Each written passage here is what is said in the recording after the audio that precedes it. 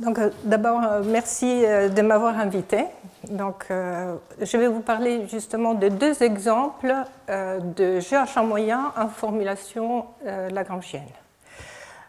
Donc, j'ai fait un travail avec trois autres auteurs, donc Yves Achtou de l'Université Paris-Cité, Paola Mannucci et Claudio Marchi de l'Université de Padoue.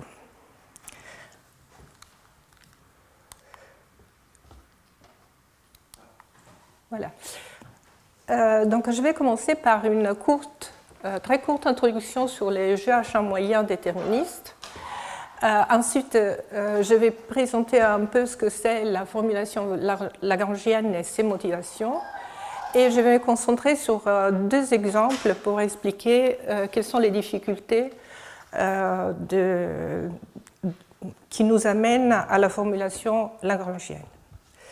Alors, donc les jeux à champ moyen déterministes ont été introduits et analysés par Pierre-Louis Lyons et Jean-Michel Lasry en 2006 et dans la littérature des ingénieurs par Keynes, Wang et Malamé en même temps.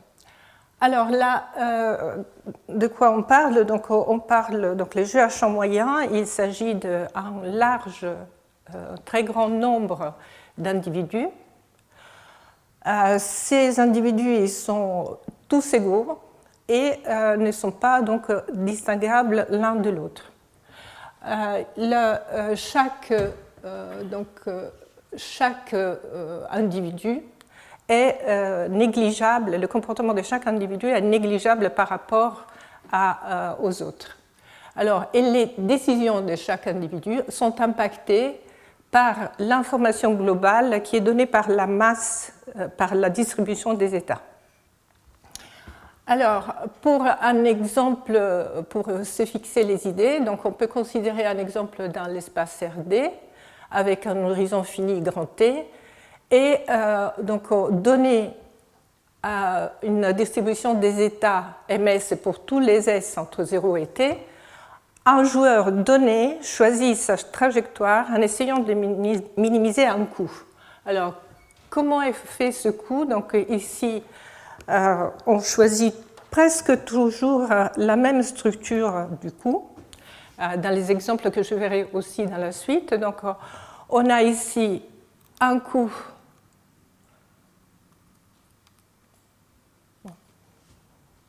Pardon. On a ici un coût qui est donné par un coût final, terminal, qui est celui-là, qui met en relation la position de l'agent au temps grand T et la distribution des états au temps grand T. Et il y a aussi un coût, celui-là c'est un coût intégral, où on voit que pour tous les S entre petit t et grand T, on a ici un coût instantané qui dépend de la distribution des états au temps S et de la trajectoire, donc de la trajectoire de l'agent au temps S. Et le contrôle ici, dans cet exemple, est donné par la vitesse. Donc on a un terme quadratique dans la vitesse. À l'équilibre, la distribution M est transportée par les trajectoires optimales qui sont optimales par rapport à ce coût. Alors, associé à ce problème d'optimisation, de contrôle optimal, on a un système backward-forward d'équations aux dérivées partielles. Donc là, vous pouvez voir, il y a deux équations, une backward et l'autre forward.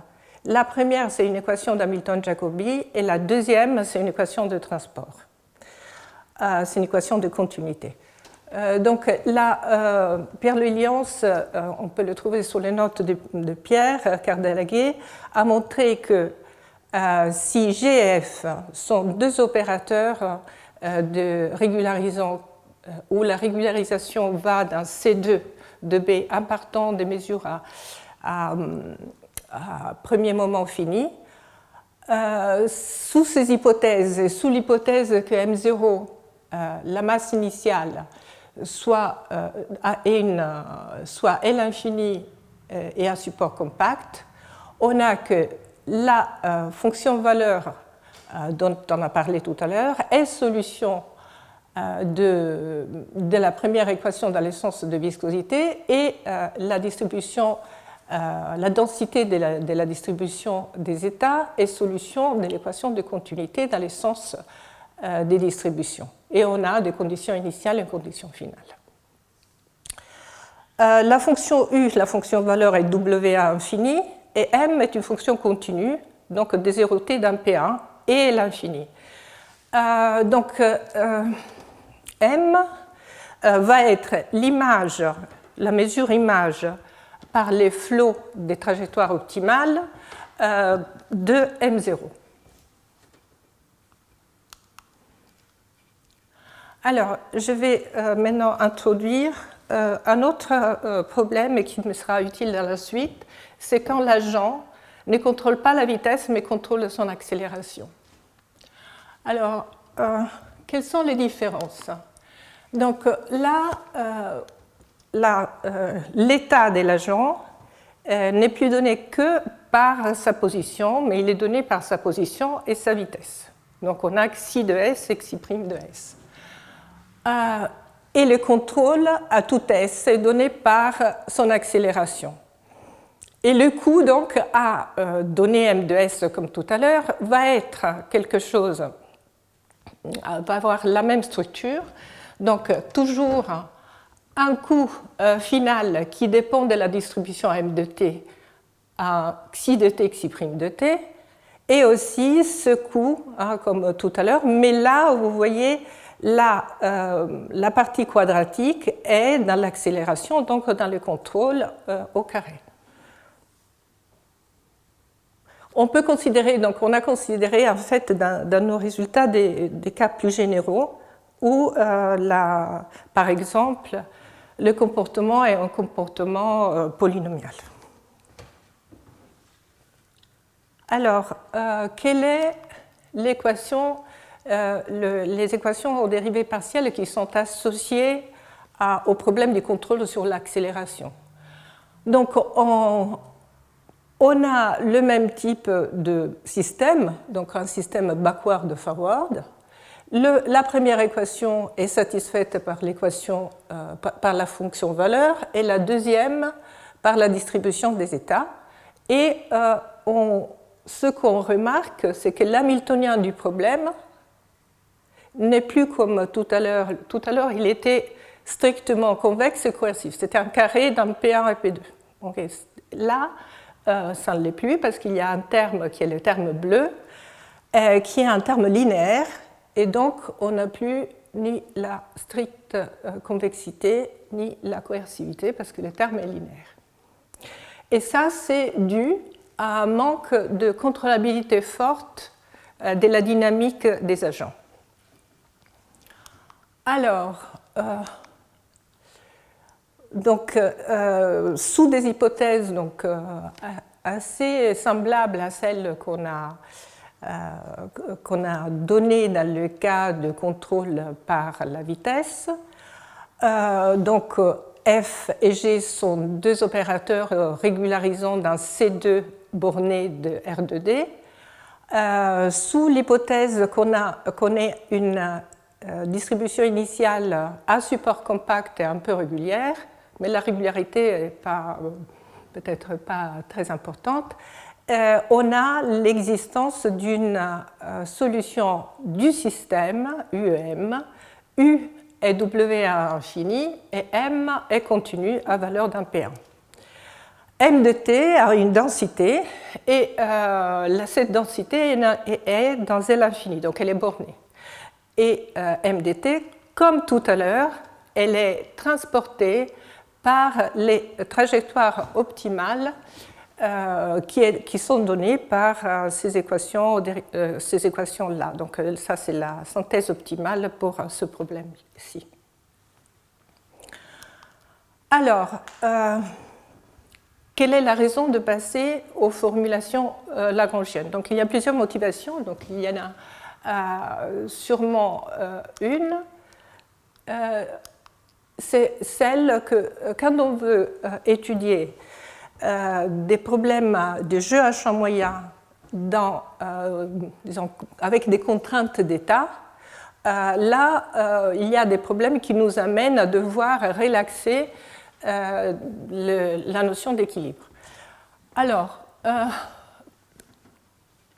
qu'est-ce qui se passe? Donc, en fait, quand donc, dans les applications, souvent vous avez besoin de considérer un certain nombre d'agents qui doivent rester dans un lieu fixé. Par exemple, une foule dans un stade ou des gens qui doivent marcher dans des rues et qui ne peuvent pas sortir de ces rues. Donc, on a besoin de contraintes d'état.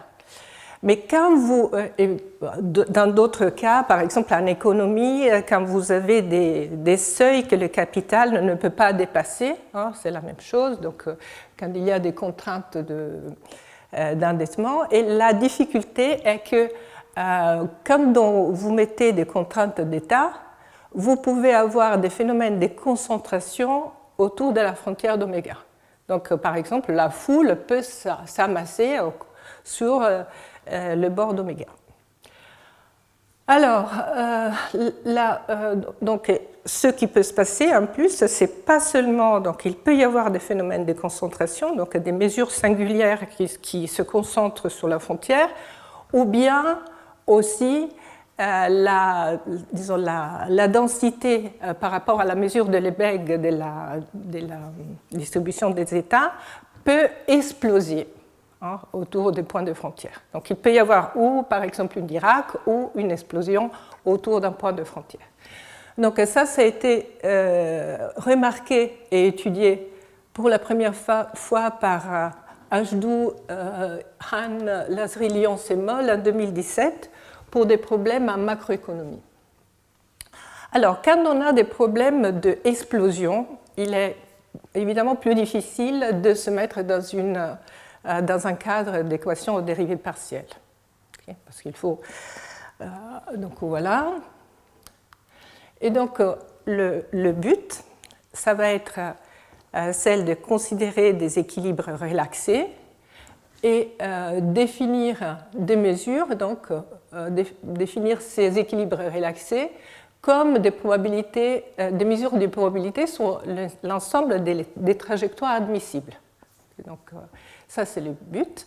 Donc, ce type de formulations ont déjà été proposées et étudiées par Yann Brenier pour les transports optimaux, déjà en 1989 et 1993, ensuite par Benamou et Carlier en 2015 et par Cardaliaghe, Mezzaros et Sant'Ambrogio en 2016.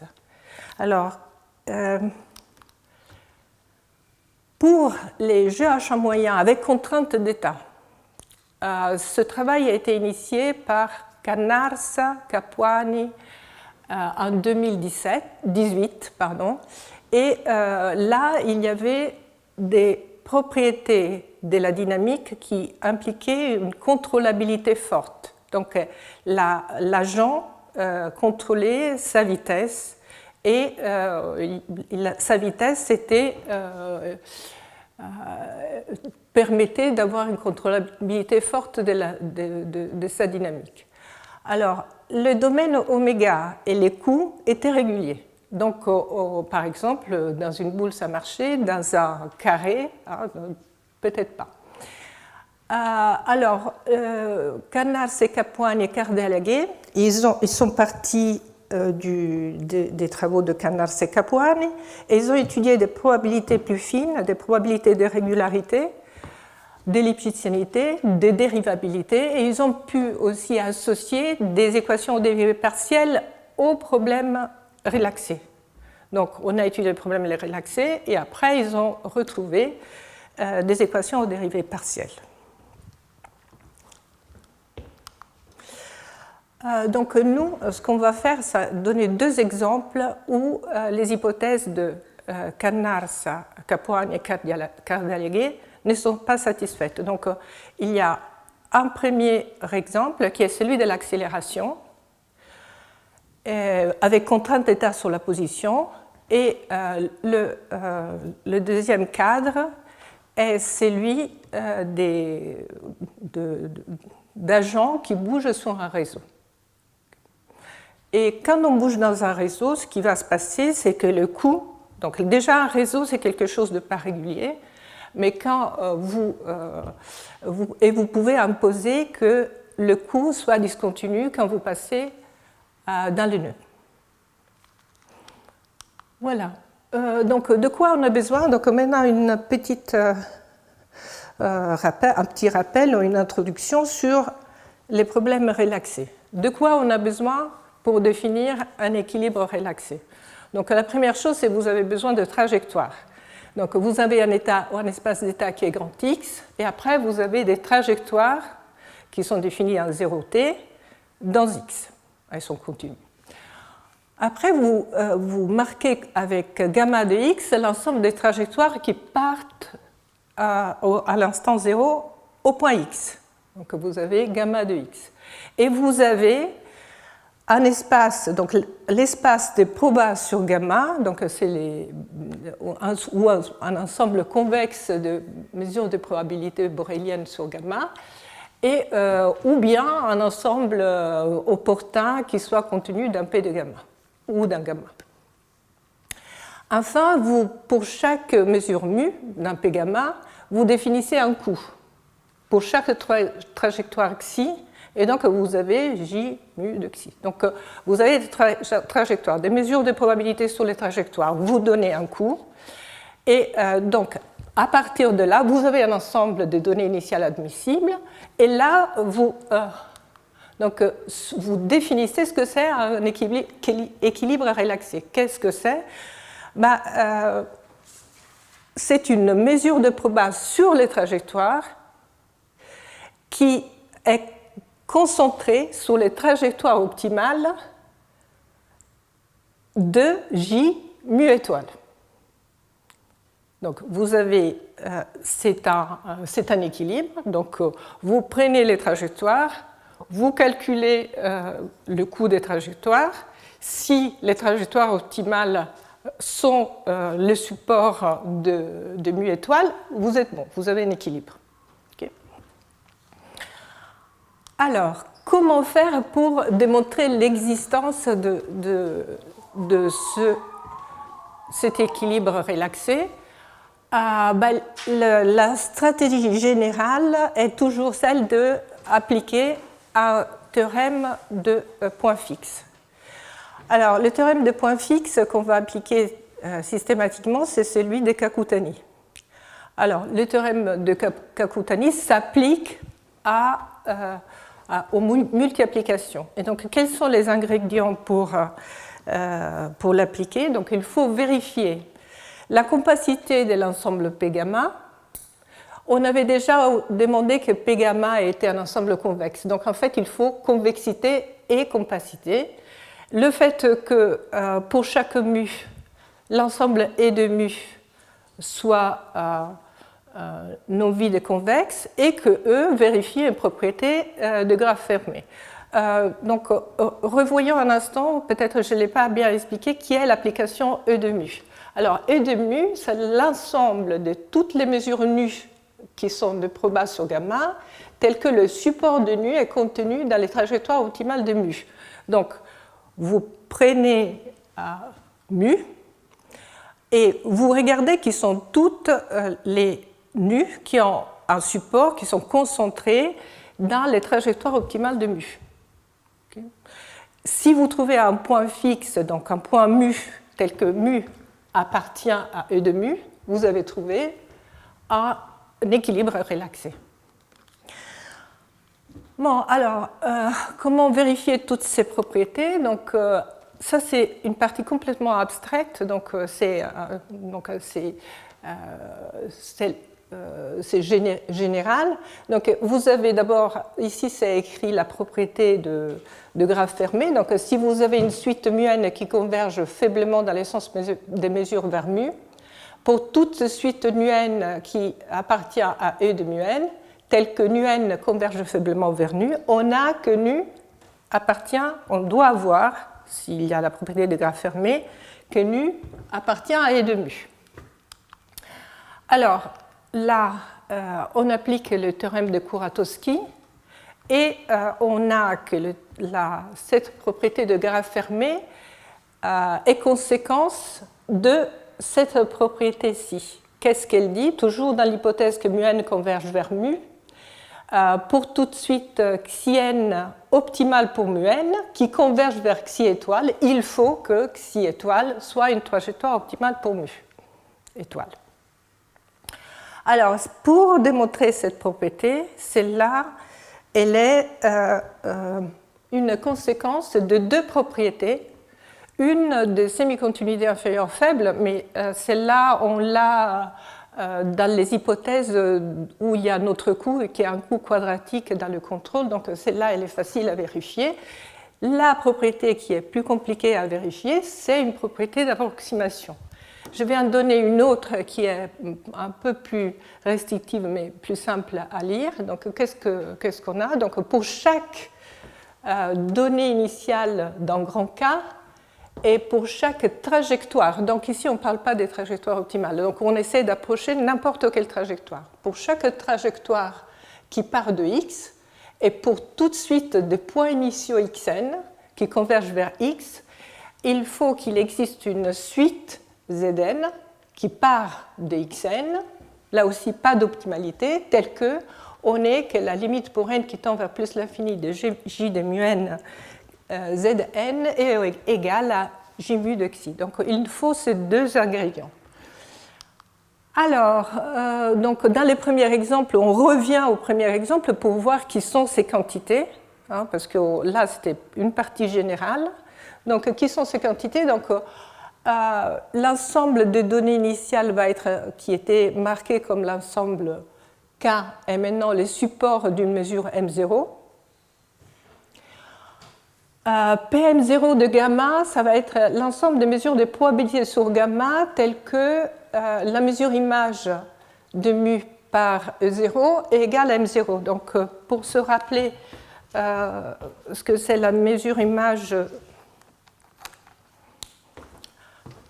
donc la mesure image E de t dièse mu si A et un sous-ensemble borélien de X, de A, ça c'est mu des gamma, tel que gamma de T appartient à A.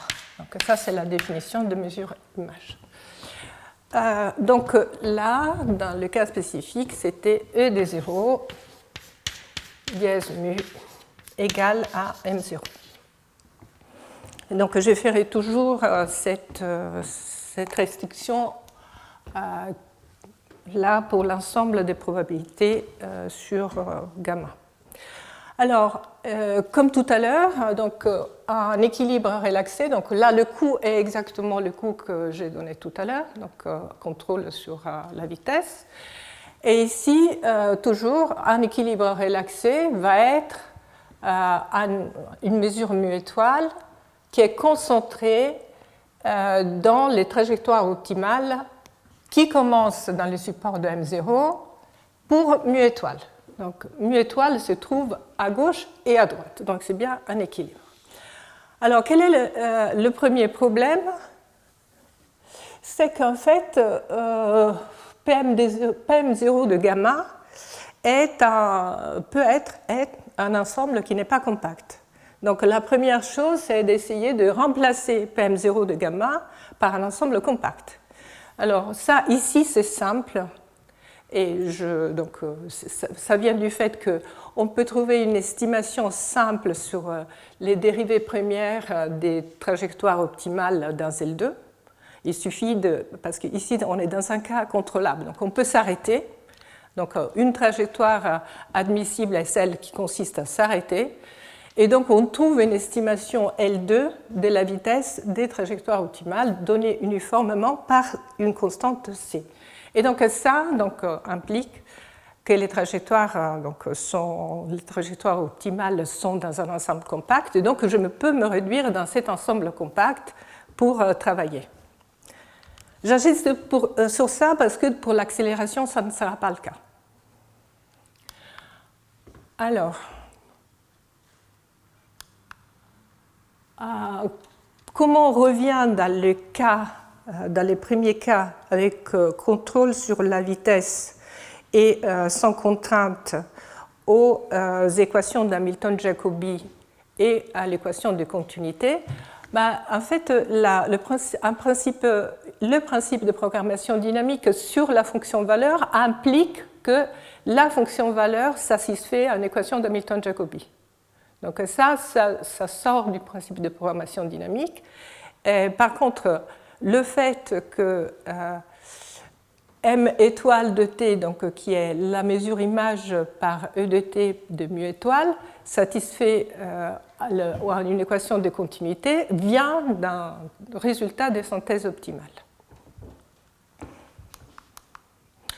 Alors là, je vais par contre commencer sur la partie centrale de l'exposé, c'est-à-dire celle de ces deux exemples que je voudrais vous présenter. Donc le premier, c'est le problème comme je l'ai dit tout à l'heure, de contrôle sur l'accélération et on met des contraintes d'état. On met des contraintes d'état où on les met sur la position et pas sur la vitesse, Donc on va avoir donc un ensemble oméga qui est régulier, donc aux frontières C2, où doit se trouver l'agent. Donc la position est contrainte à se trouver dans l'ensemble oméga bar. Par contre, la vitesse, elle peut varier sur tout l'ensemble RD. Donc l'ensemble des trajectoires admissibles, maintenant, elle va être l'ensemble des trajectoires qui doivent être C1. La dérivée de xi doit être absolument continue par rapport à la mesure de Lebesgue. Et on a cette imposition, c'est-à-dire que xi de s doit appartenir à oméga bar et xi' de s doit appartenir à RD. Et on indique avec gamma xv l'ensemble des trajectoires qui ont comme position initiale x et comme vitesse initiale v. Et P de gamma, ça va être l'ensemble des probabilités, de mesures de probabilité sur gamma, où dans gamma, j'ai donné la topologie C1. Et la première chose dont on s'aperçoit, c'est qu'on ne peut pas prendre toutes les conditions initiales dans l'ensemble oméga bar croix RD. Parce que si vous êtes sur la frontière d'oméga et vous avez une vitesse sortante, vous n'avez aucune possibilité d'avoir des trajectoires qui restent à l'intérieur. Donc il faut définir un nouveau ensemble qui va être l'ensemble des conditions initiales admissibles. Donc si x appartient à la frontière d'oméga et v scalaire, la normale de x, est positif, on a que cet ensemble égale au vide, donc on va prendre de v qui appartient au contingent en x à oméga. Donc ça, c'est l'ensemble xi admissible. Et pour visualiser, visualiser ça, donc on regarde ce que ça veut dire dans un ensemble, dans un intervalle de R. Donc on prend comme intervalle de R l'intervalle moins 1. Donc, qui est l'ensemble admissible, l'ensemble, disons, des conditions initiales. L'ensemble des conditions initiales, c'est la bande bleue, ici, c'est-à-dire l'ensemble moins 1 croix R. Alors, par contre, pour qu'elle soit admissible, il faut enlever les deux demi-droites ouvertes qui sont marquées ici en rouge. Donc, il faut enlever la demi-droite 1 croix 0 plus l'infini ouvert et moins 1 croix moins l'infini 0. Et on remarque une chose importante, c'est que ces deux points, les points 1 et les points moins 1, restent admissibles parce qu'on peut s'y arrêter. Et donc là, il y a ces deux points, donc ce sont des points singuliers. Alors, qu'est-ce qui va se passer? En fait, là, on comprend bien quel est le problème de la vitesse. Parce que vous devez penser que s'il y a des points initiaux qui tendent vers les points, par exemple 1, 0, et les vitesses sont positives, même si elles tendent vers 0, ce qui va se passer, c'est qu'il va falloir une forte accélération, donc un fort freinage, pour pouvoir atteindre le point 1, 0. Et donc, ce qui va se passer, parce que vous avez une vitesse positive, donc vous devez freiner. Donc, le fait de freiner va augmenter l'intégrale L2 de votre contrôle, de votre freinage. Donc, ça va peut-être exploser dans ce point-là. En fait, ça explose. Donc, ça explose. Donc, voyons d'abord qui sont les ingrédients dans ce cadre-là. Donc, ça, c'est exactement les mêmes notations. Donc, on a l'espace des probabilités des mesures qui ont la mesure image par l'évaluation A0 égale M0. On définit, comme dans le cas non contraint, le coût qui est où on voit la partie quadratique. Non, je n'arrive pas. Voilà, où on voit la partie quadratique dans le contrôle ici. Et comme tout à l'heure, ça c'est la définition de équilibre relaxé. Et donc on essaye d'appliquer le théorème de Kakutani. Le théorème de Kakutani, donc on a tout à fait le même cadre. Donc on associe à toute mesure d'un P tilde à une mesure qui soit supportée dans les trajectoires optimales de mu. Alors, qu'est-ce qui va être difficile? Donc l'idée c'est que je veux trouver un P tilde qui me permet de mettre en place tout ce programme. Donc, de montrer que E de mu est non vide convexe, démontrer qu'il y a la compacité pour P tilde et démontrer qu'il y a un graphe fermé. Alors, tout de suite, ça va être difficile parce que la fonction valeur, elle va être discontinue dans tous les points de la frontière oméga où la vitesse est normale, une composante normale, une composante tangentielle à la frontière d'oméga. Donc là, ça va être difficile partout. Donc dans l'exemple unidimensionnel, on peut montrer que si xn converge vers le point 1, 0, alors pour tous les mu, ce minimum, donc le minimum des coûts, se comporte comme cette quantité. Donc, si cette quantité explose, la fonction valeur, elle va exploser. Donc, ça, on peut le calculer explicitement. Donc, il va être difficile de déterminer un ensemble compact qui contient toutes les trajectoires optimales. Alors, quelle a été donc, notre réponse? Donc, on a trouvé un résultat général dans n'importe quelle dimension, en supposant que l'ensemble des contraintes sur la position est suffisamment régulier, donc là aussi C2. Ce résultat, c'est un résultat où l'hypothèse elle est sur les supports de la mesure initiale M0. Donc, elle est marquée ici. Donc, on fait l'hypothèse que M0, les supports de M0 soient contenus dans un ensemble compact, et jusque-là, ce n'est pas beaucoup demandé.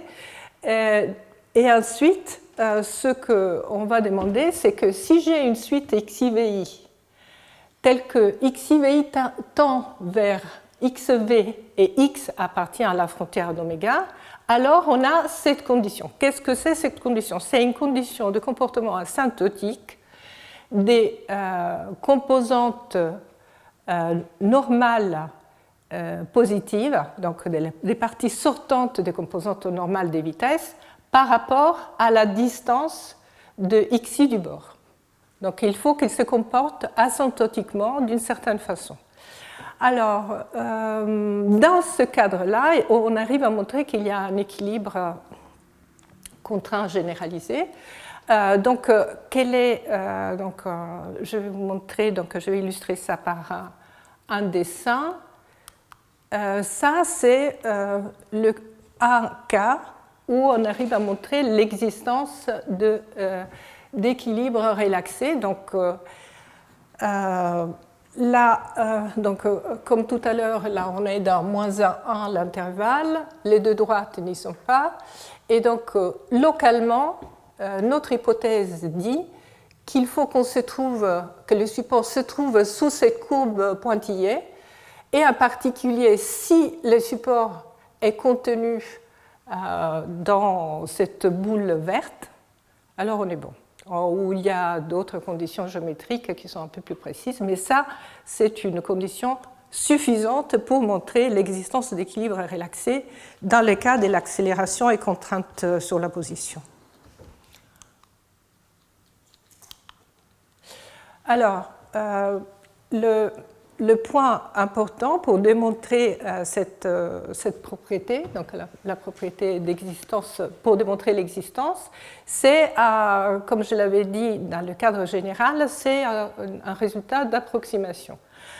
Le résultat d'approximation, on peut le démontrer grâce à la propriété qu'on a dit. Donc déjà, il faut le démontrer pour tout x et v, où x appartient à oméga, mais ça c'est facile.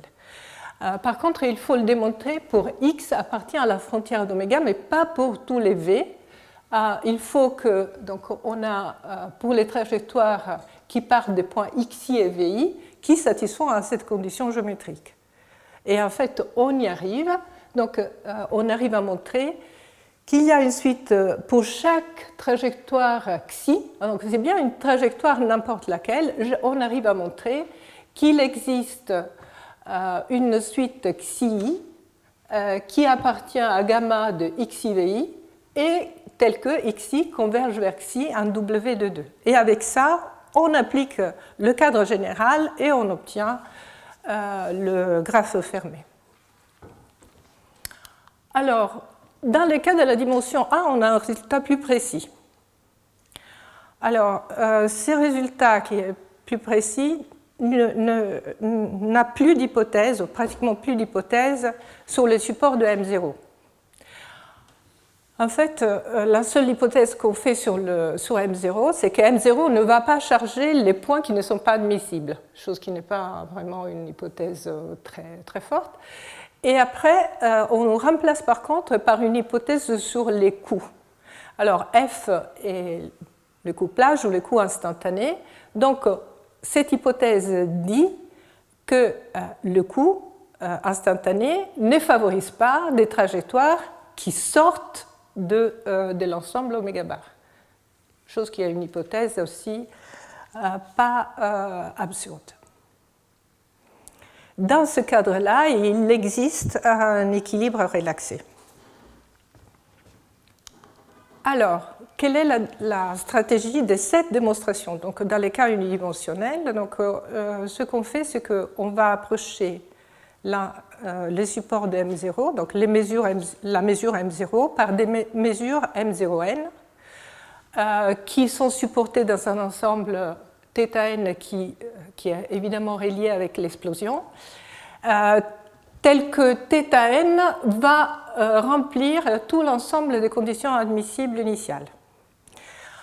On montre qu'il y a une suite d'équilibres qui approchent μn, qui sont des équilibres relaxés, associés à M0n. Et après, on montre la convergence de μn vers mu, déjà, et ensuite que mu est un équilibre associé, relaxé, associé à la mesure M0.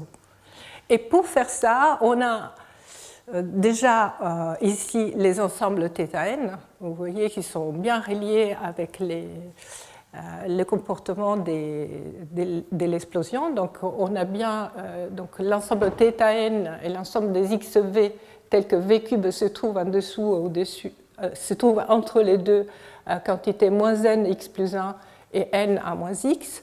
Et on a que sur cet ensemble θn, explicitement, on peut montrer que le minimum de J mu, pour tous les mu, est plus petit qu'une constante fois n. Donc, et là, on peut essayer de trouver des équilibres relaxés associés aux mesures M0n.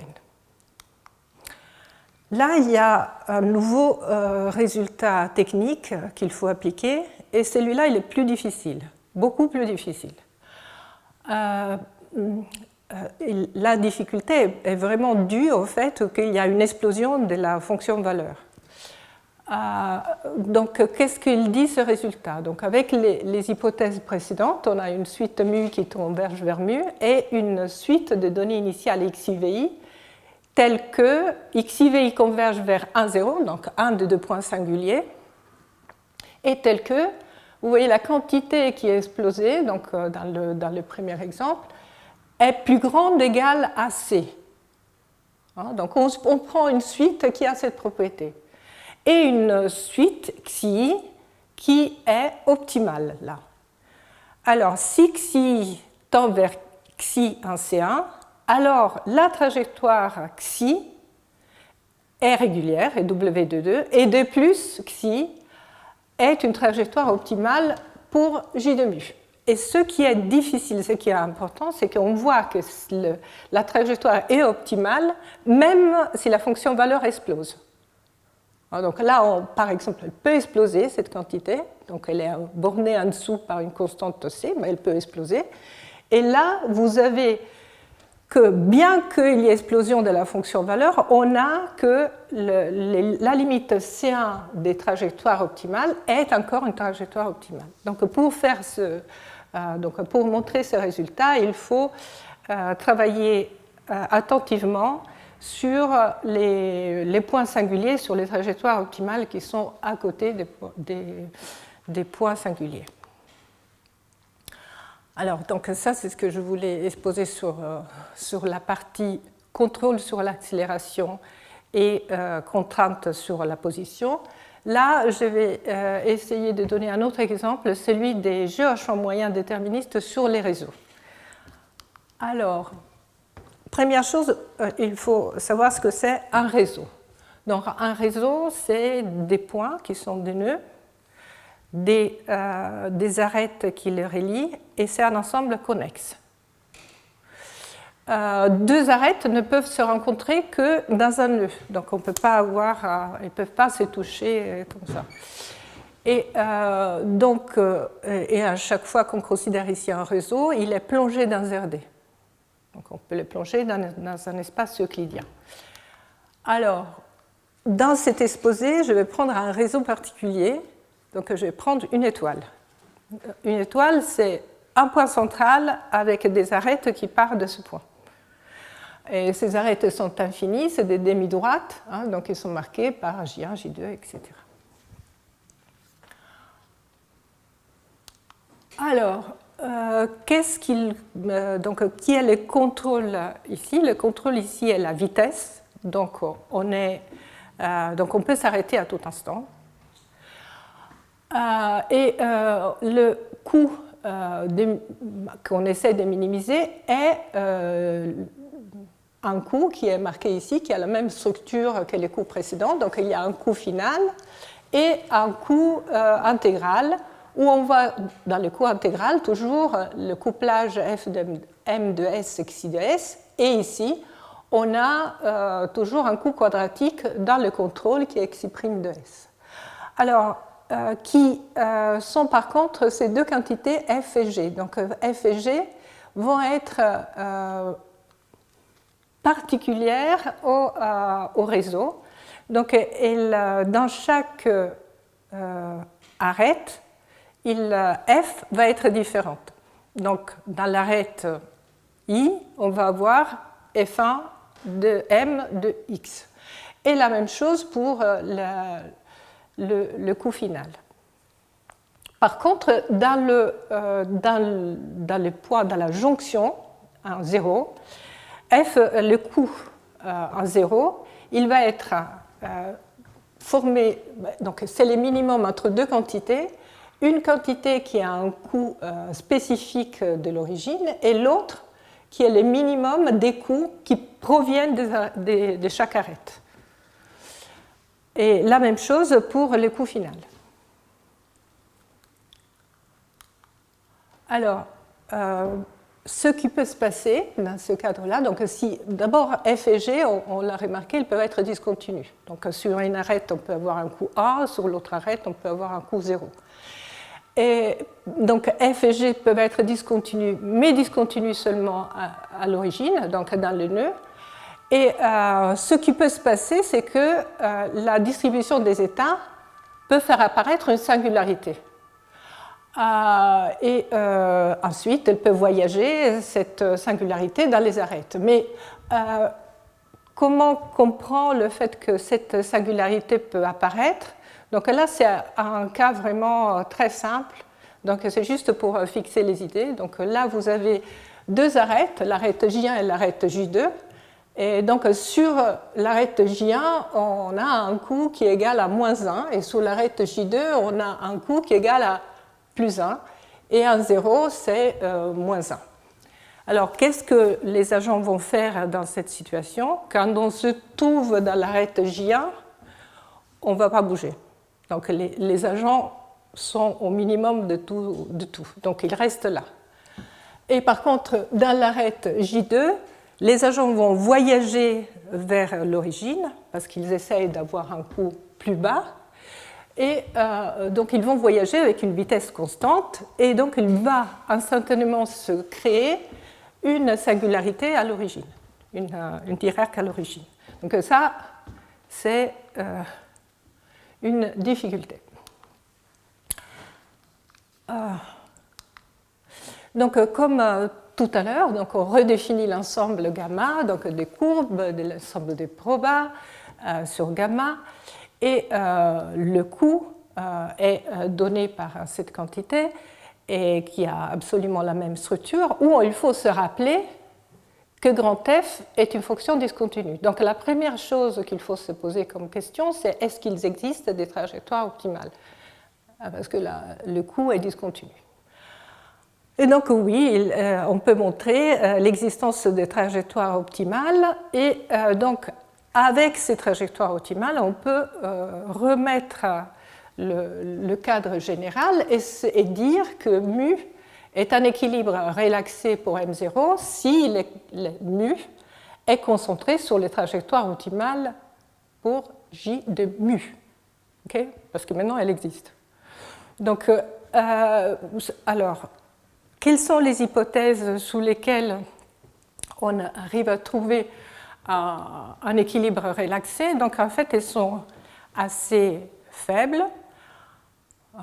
C'est le fait que M0 a un support compact, donc là c'est une proba, ça n'a pas de densité, donc c'est une proba sur G et elle a un support compact.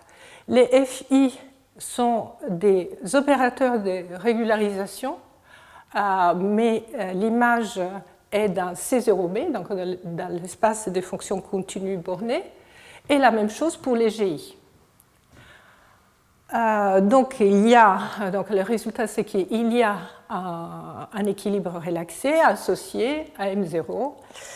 Et la question est maintenant, est-ce qu'on peut trouver des propriétés de régularité de cet équilibre pour essayer de trouver des équations aux dérivées partielles qui sont associées?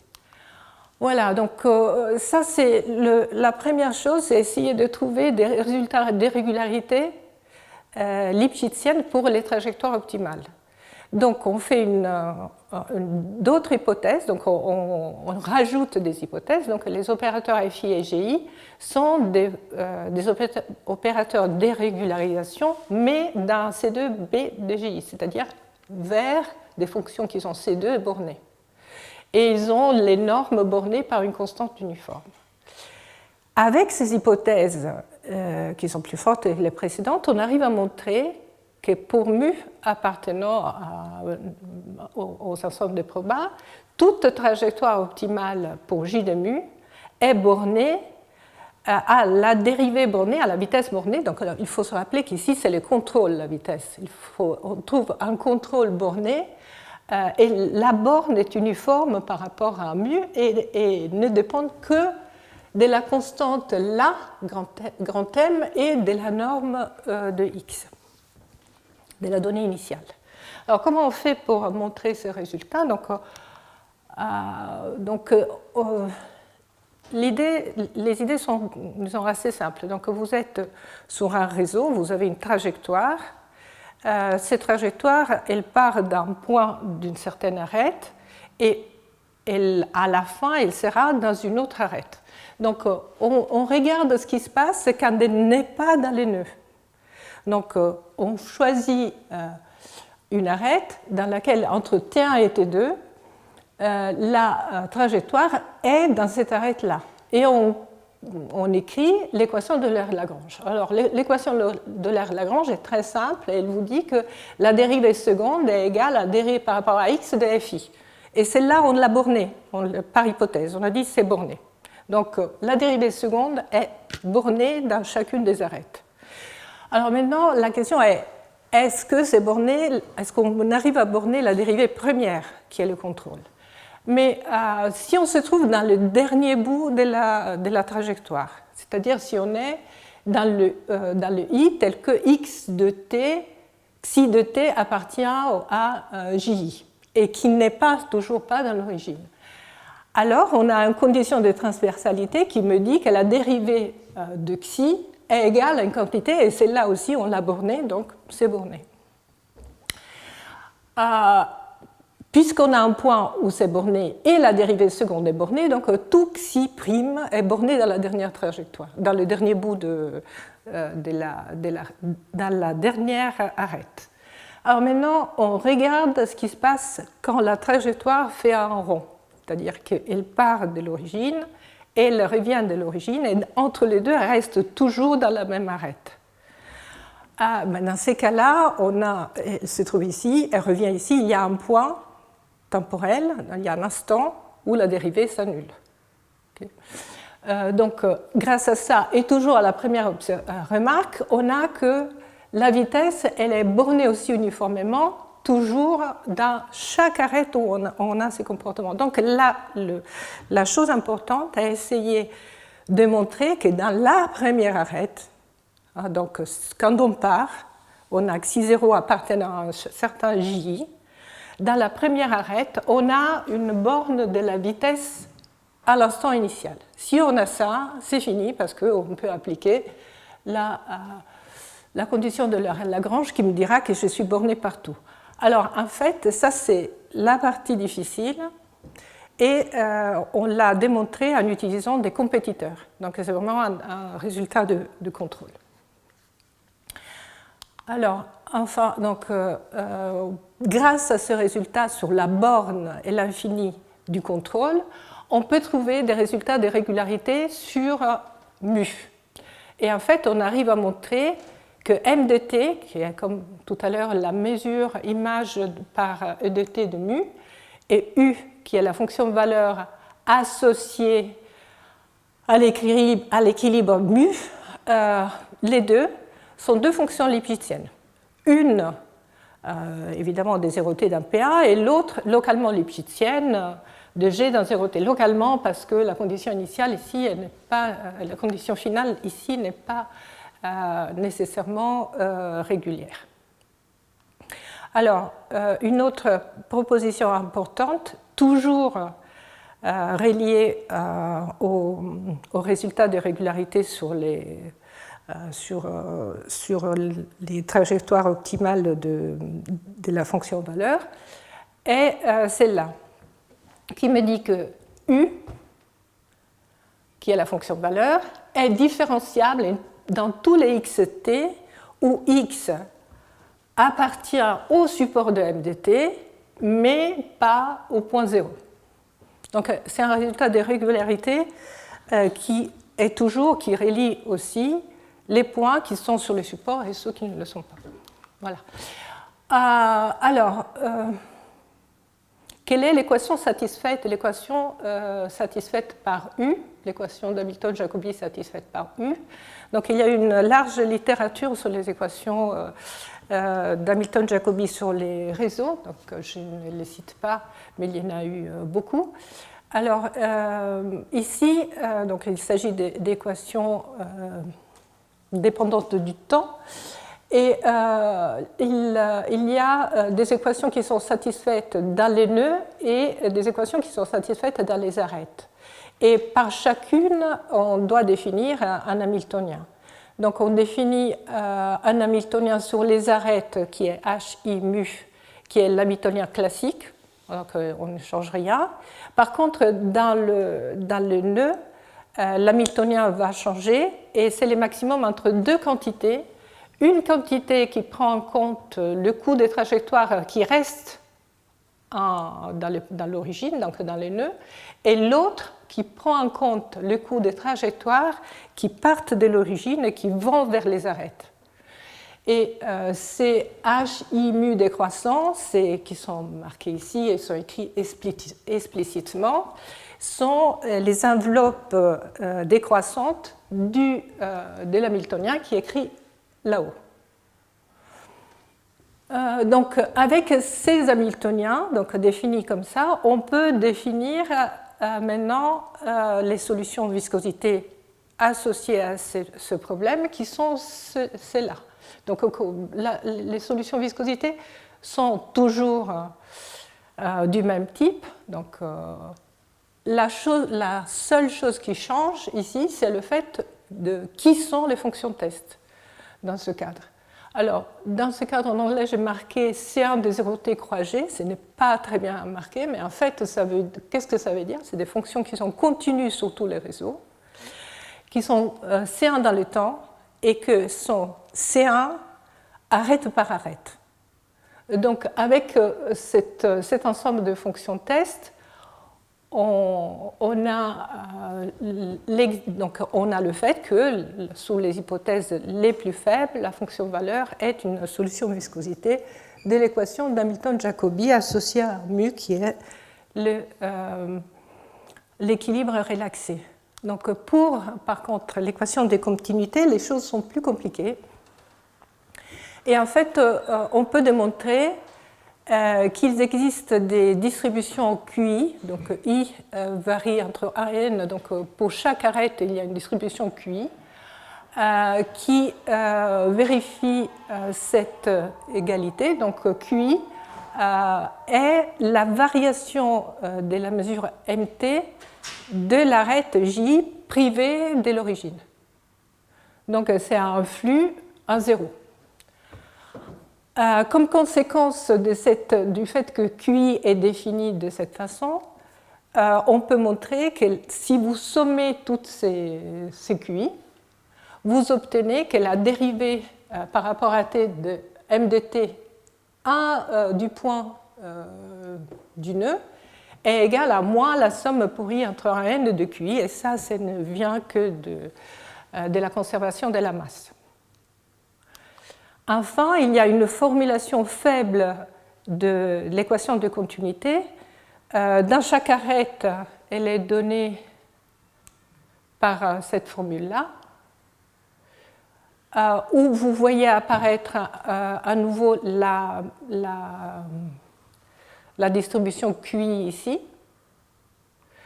Donc, ces identités sont dans le sens des D' de 0T. Donc, phi est une fonction C infini de G croix 0T, tel que le support est à T fixé de phi de point T contenu dans un compact indépendant de T.